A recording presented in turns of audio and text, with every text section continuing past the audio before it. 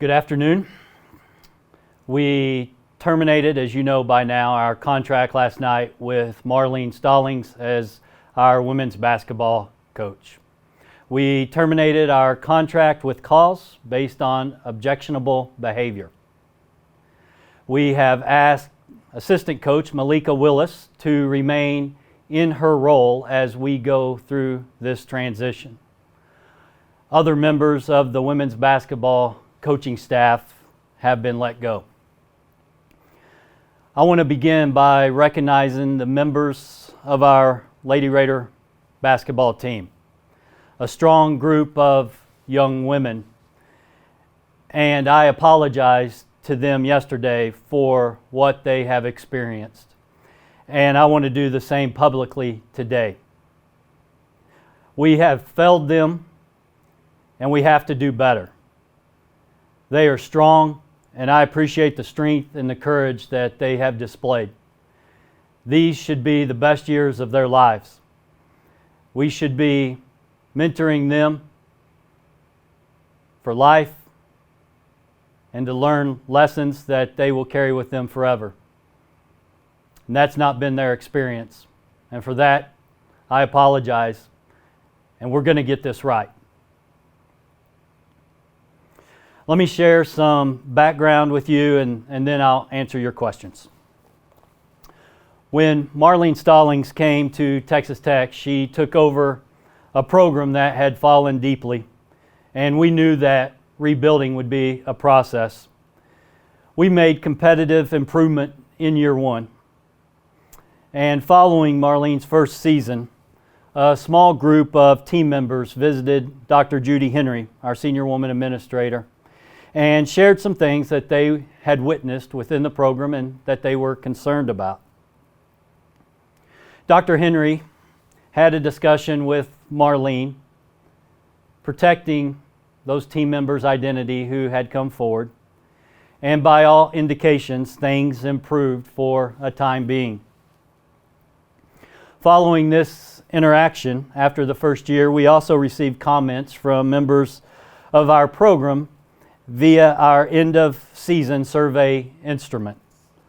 Some comments received were not aligned with our expectations.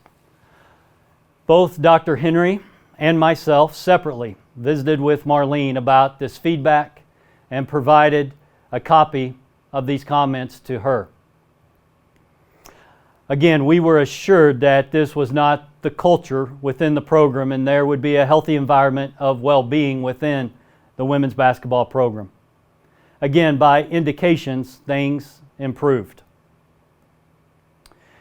As we entered Marlene's second season, the 2019-2020 season, as things progressed, there were indications that things were not where we had hoped for them to be or where we had expected them to be. I started going to the locker room after home games, started dropping by practice when I could, and determined that it was going to be necessary at the end of the basketball season to have an in-depth review of the program. I asked 4 individuals to be a part of this review process.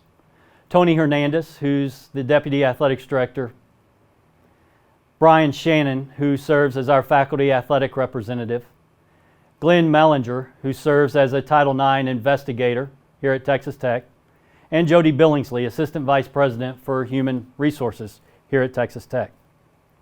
Let me state at this particular time that the Title IX allegation involving one of our former strength and conditioning coaches was filed after the season ended through the appropriate procedure on our campus. I was made aware of this Title IX complaint on March 25th, and the employee was no longer employed at Texas Tech on March 27th. Back to Marlene's second season. As the basketball season, as we're aware, came to an abrupt end this year, we entered the various shutdown phases associated with COVID, and we pushed to begin the review in early April, and it extended through the month of June. I was growing impatient wanting to know the findings of the review, and I asked for a verbal report rather than continuing to wait for a draft to be developed and finalized. After I received a verbal report of this review, there were a lot of things to reflect on. There were concerning things, of which the most concerning was the Title IX allegation that I just mentioned. But there were also indications of improvement from year one to year two in an area that I believed could be categorized as in the relationship category. So I sat down with Marlene the first part of July, and we discussed the review as well as a possible pathway forward. But the final part of the review was for me to meet with the team to discuss the review and have a chance to visit with them. This final part of the review, my visit with the team, Marlene wanted to schedule on July the 22nd, but I was unavailable that day due to a scheduled donor trip. So the meeting with me and the team was rescheduled for Wednesday, July the 29th. The day before, Tuesday, July 28th, Marlene asked if we could move the meeting back a week because one of our student athletes was going to have surgery that particular day, and it was important that we had all returning student athletes in the meeting with me. So we rescheduled it for Wednesday, August the 5th. I had the chance to meet with the team this Wednesday, and subsequently I met with the team and the coaches that day. There were a lot of things that we talked about at that time, and I felt it was going to be best if we took the rest of the day to reflect, to sleep on it, and then to continue the conversation the following day, which was yesterday. I met with the team again yesterday morning, took time to reflect on the situation, the totality of everything that I had learned up to that point, and recommended to President Skuvanek that we make a change in leadership. We will be better. We have to be better. And with that, I am happy to answer your questions. First up, we'll go to David Collier.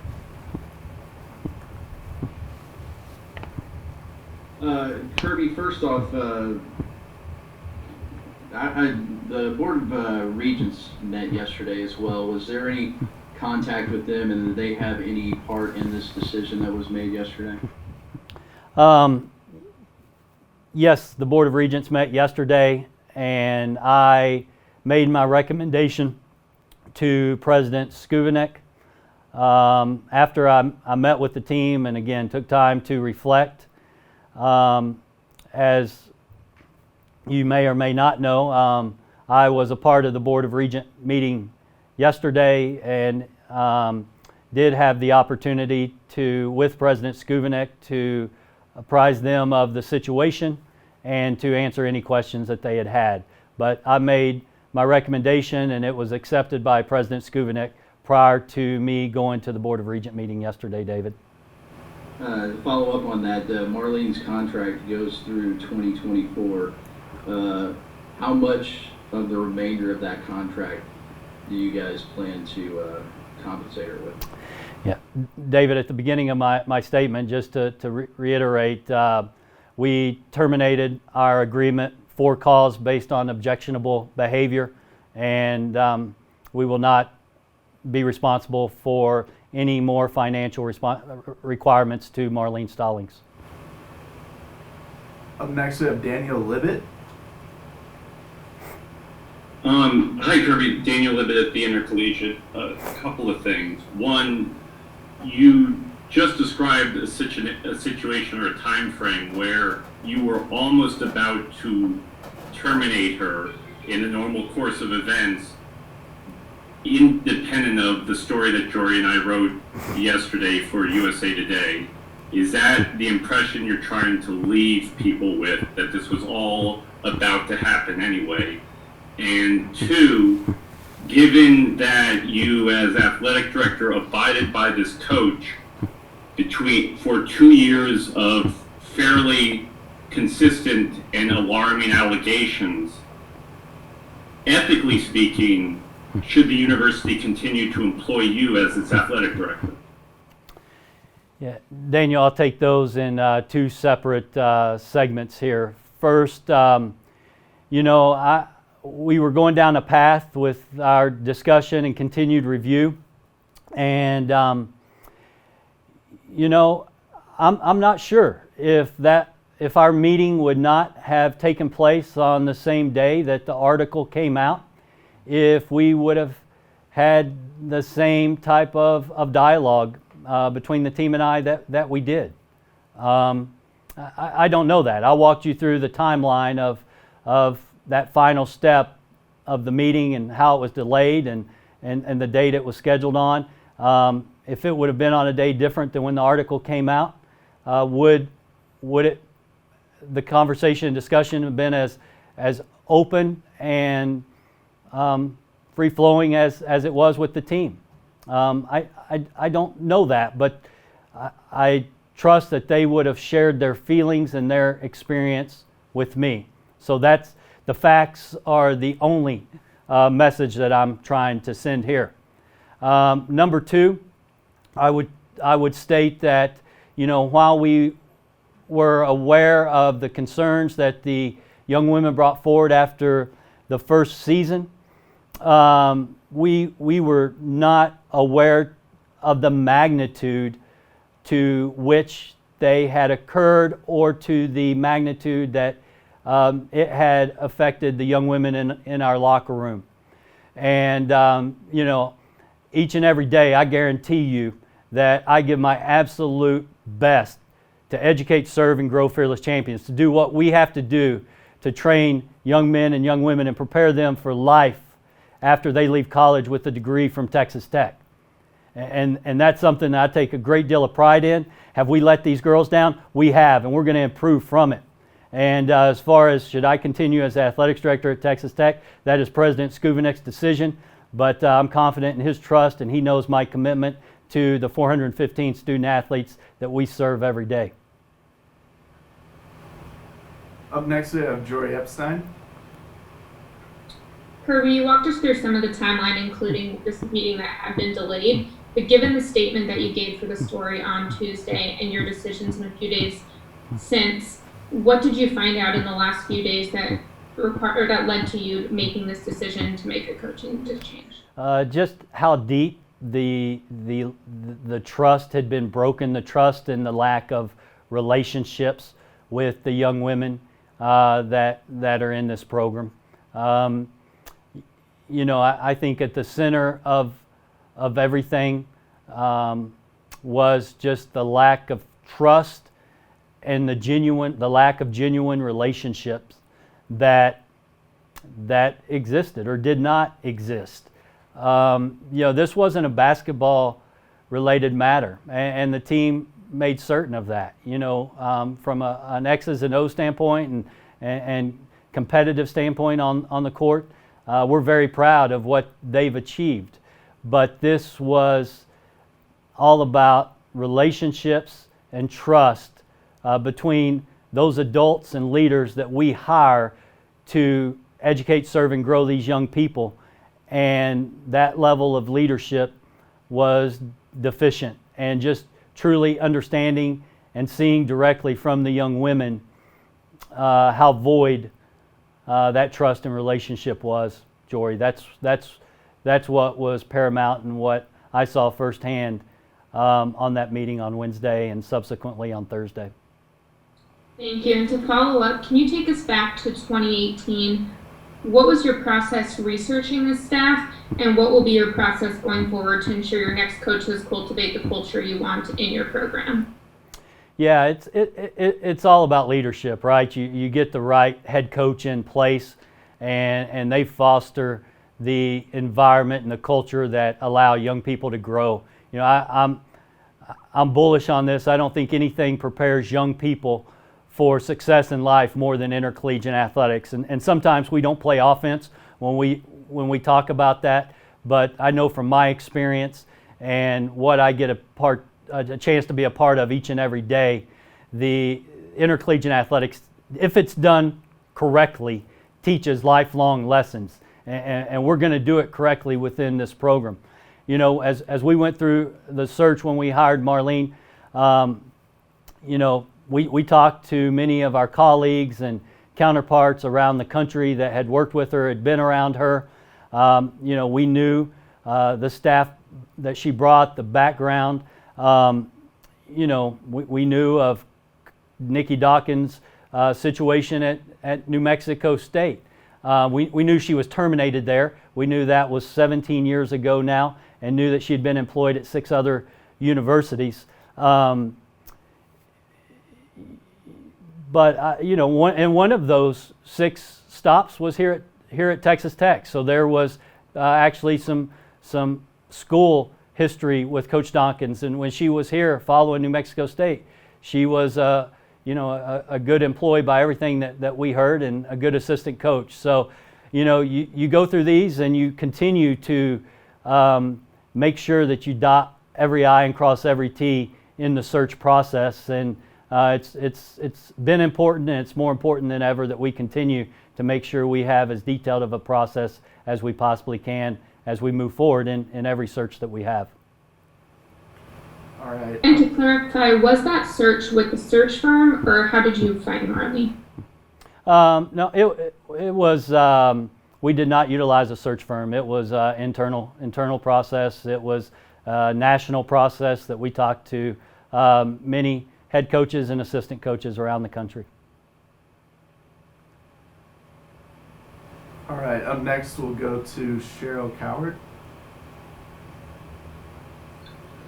Hi, you talked about Coach Nikita Lowry Dawson, but in her past. But what about Marlene Stallings? I mean, there's been little reports here and there, and of course, you know, talk among head coaches, Division I women's basketball head coaches. What was the process of maybe getting over those hurdles and hiring her, given that as well?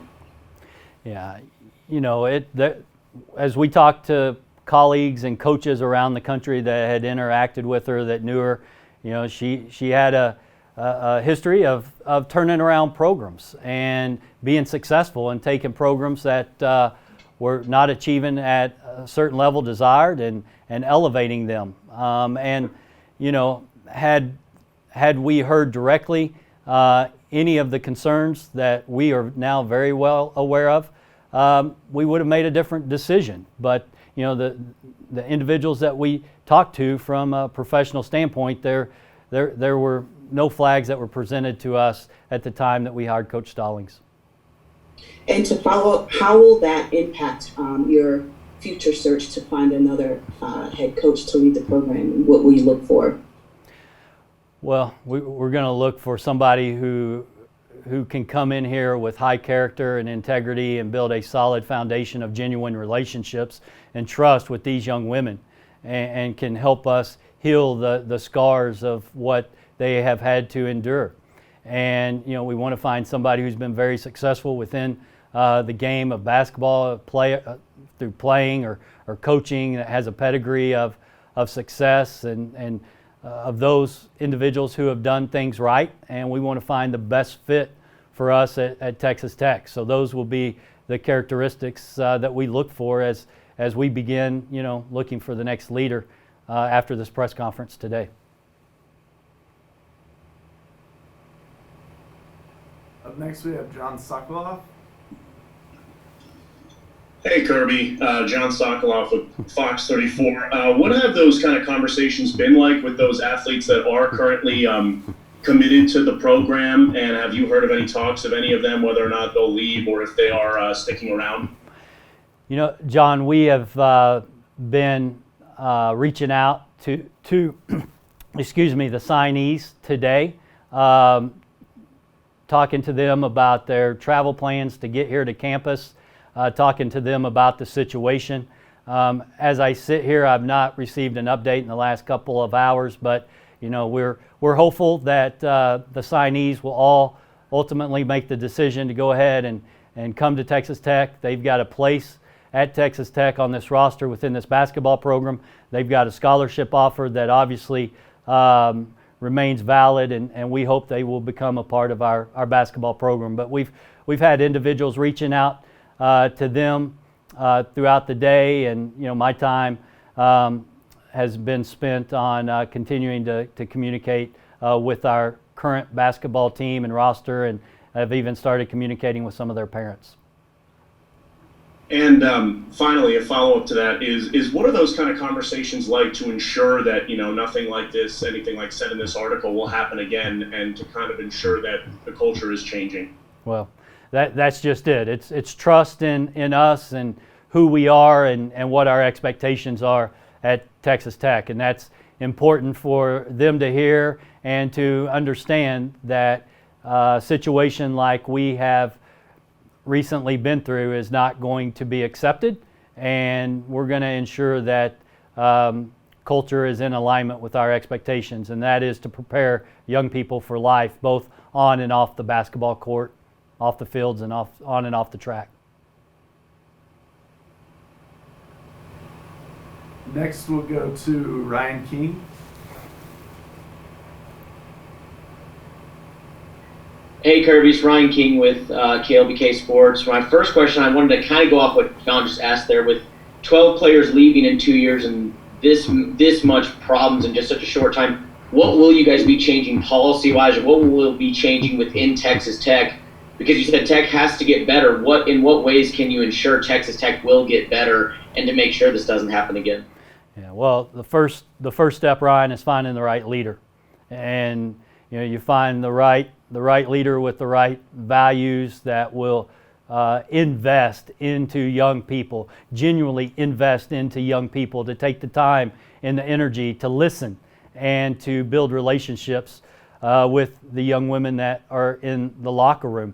And then you're only as good as those you have around you, as we know, and making sure that we can put the best staff around that individual who's going to also invest in the lives of these young people. So that's how you do it, Ryan, and nothing is more important than ensuring that we find the right leadership. And then we've got to find a way, with all of our programs, to make sure that we're connected, to put the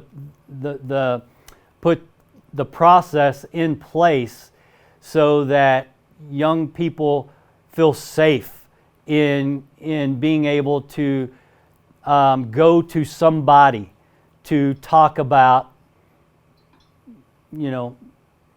behavior or conduct that's not appropriate. So we've also got to find a way administratively to put the process in place, a safe place, that when young people experience this type of behavior and experience, that they can take it to, so we can resolve it long before we get to a situation and a point like this. And to go off of that, with the leadership in place, athletes said in the article that they would go to Judy Henry with concerns, and practices would actually get harder afterward with retaliation. How can they trust any Title IX concerns or anything going forward with the leadership that's in place, when even if the coach is gone, the leaders that were supposed to be there for them are still in place? How can the athletes still trust that anything will be taken care of when they go back to those same leaders? Yeah, Ryan, I've obviously read that same piece in the article that came out. I've talked to Judy about that. I talked to Marlene as well about that. I've not heard that directly from the girls that are in the current locker room over the past 2 days. I'm confident that Judy took those comments to Coach Stallings and addressed those. And as I mentioned earlier, by the indications that we received, things got better for a time being. And I do think when you go through something like this, it's important you learn and you reset in every way that you can.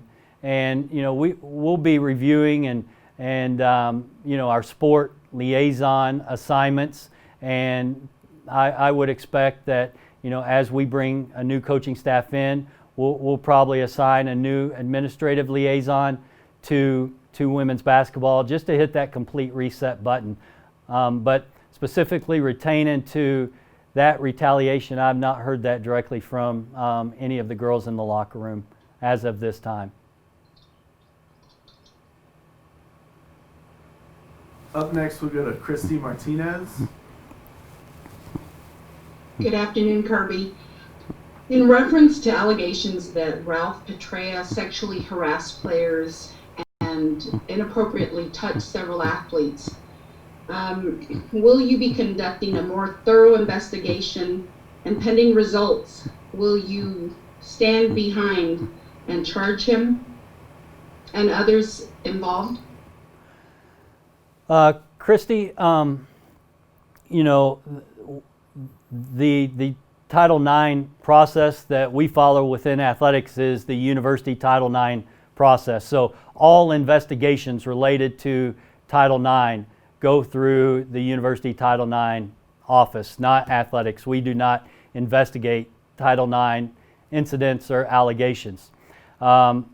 When I became aware of some of the things that were alleged with Ralph, not necessarily being the Title IX side of it, but some other inappropriate behavior, we took those complaints to him, and as I stated, learning about it on March 25th, by March 27th, he was no longer a member of this athletics department. So we're going to continue to do the right thing each and every day, and we will not tolerate anyone who violates Title IX law or expectations, and we'll continue to follow the University Title IX process. And following, do you believe this is going to affect your future basketball recruiting, especially with female athletes?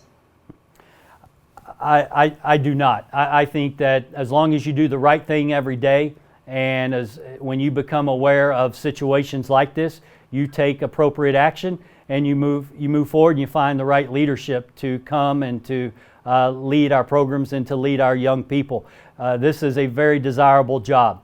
This is a locker room that has, again, a group of strong, talented young women, and the indications from the announcement last night to today, I haven't focused on the search process yet, but I'll turn my attention to that. This is a very desirable job. Texas Tech is a great university. Lubbock is a great place to live. The Big 12 Conference is the premier athletic conference, and we've got great resources and fan support here and great young people. This is a great opportunity and a great job, and as people come to Texas Tech and they see who we are and what we're all about, that will continue to sell itself. Thank you. Up next, we have Graham Hayes with ESPN.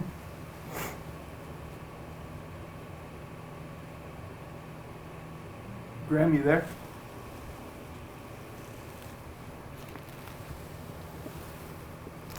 Graham, I think you're muted.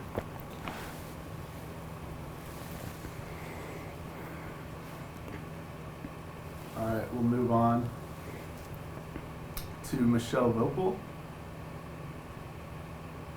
Yeah, could you mentioned a lack of relationships and a lack of trust. It seems to me those are pretty fundamental and foundational things for a head coach. Can you maybe share with us what Coach Stallings' explanation for this was, why this was the case with the team? And then also, I know you haven't had much chance to do, think about the search, but is a coach who has Texas Tech affiliation, because there are some we know of, is that person somebody you see desirable to come back to coach there?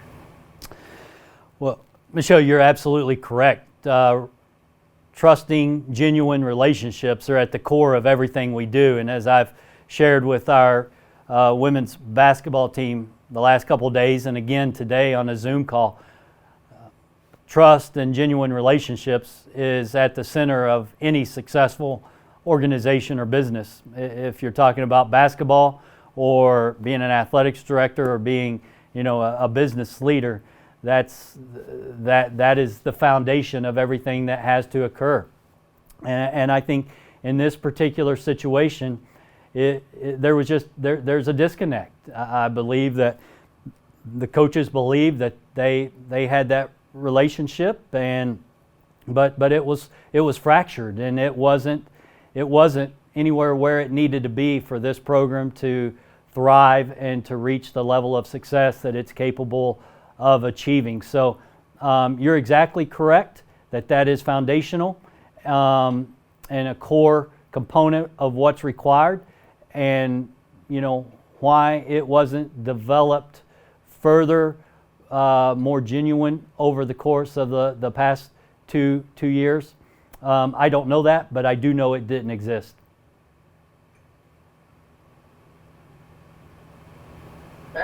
Can you comment at all just on, I know it's early in terms of a coaching search, but is a connection, because there are some coaches who played at Texas Tech, is a connection to Texas Tech something you'll look at strongly? I know you've already had with Candy Whitaker, somebody who played, but is that would that be considered a beneficial thing, or is that not a high on the list in terms of the next coach?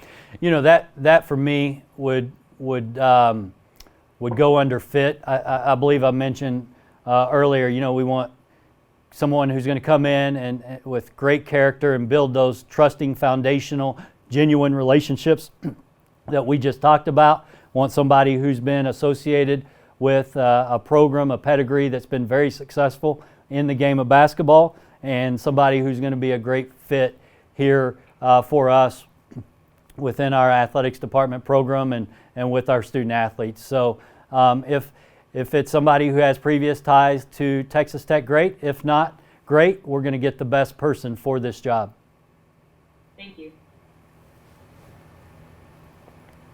Up next, we'll go to Peter Barzilai.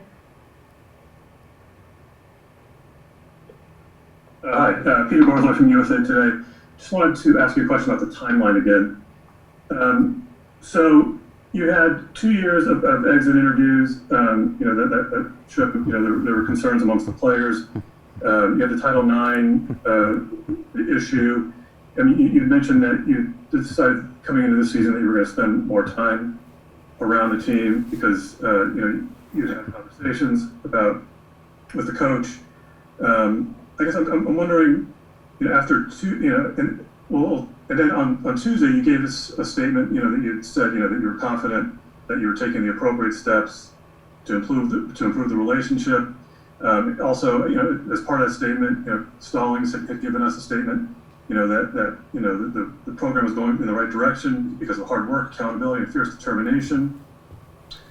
So, I mean, after 2 years of red flags, how did you come to the conclusion in less than 2 days that Stallings needed to go? I mean, you mentioned you had a 2-hour conversation with the team. It seems like you did a pretty swift 180 on this after supporting her. Yeah, I would disagree, Peter. We had 1 year of exit evaluation. So after Marlene's first basketball season, which was 2018-2019, was the first year, we received comments from the end of the year survey instrument that we use, and those were brought forward and those were addressed.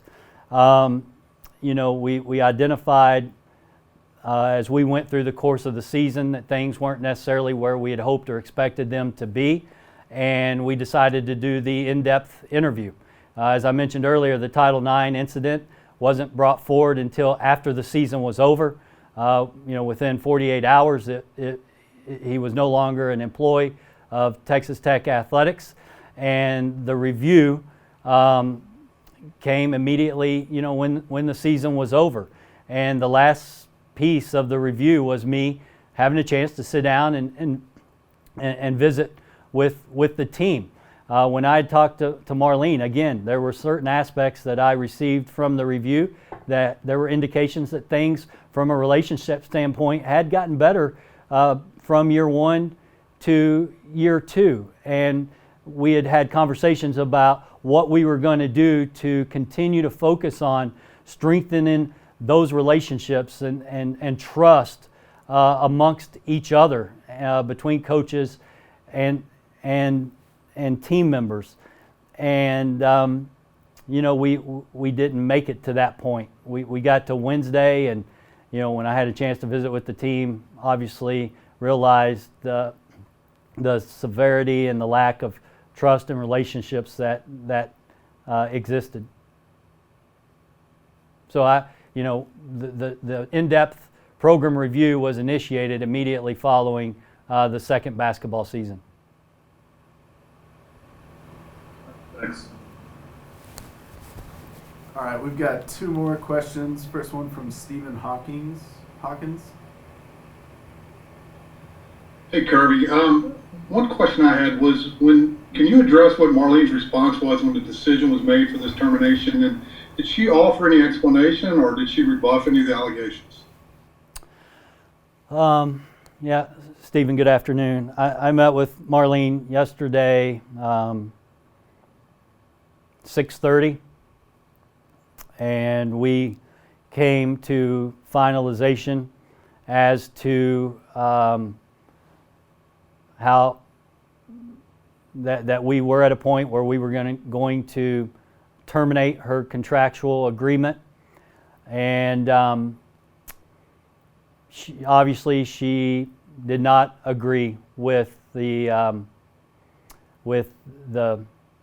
reasoning behind it. So yeah, obviously it was a continued conversation. The decision had been made, and she did not agree with the findings that we ultimately arrived at.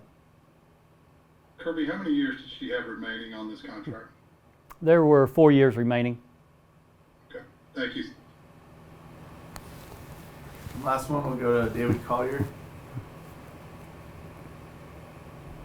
Kirby, I know you talked a little bit about the search, but I mean, given the time frame here, it's not like the last time you went through this, you have an abundance of time. Can you give us a timetable of when you would like to have some kind of structure with this program and a new coach in place? Yeah, obviously, David, the timing of this particular situation is different than what a typical search with women's basketball may be. What I shared with the team this afternoon, and I've shared with a couple of the parents now, we understand the gravity of this process and decision, and what's most important is that we get it right. And we are going to take as much time as necessary. At the same time, we're going to move as expeditiously as possible, and the volume of interest in this opportunity is extremely high. So we're going to move forward carefully, move forward as quickly as we can, but ultimately take as much time as we need to find the right next leader.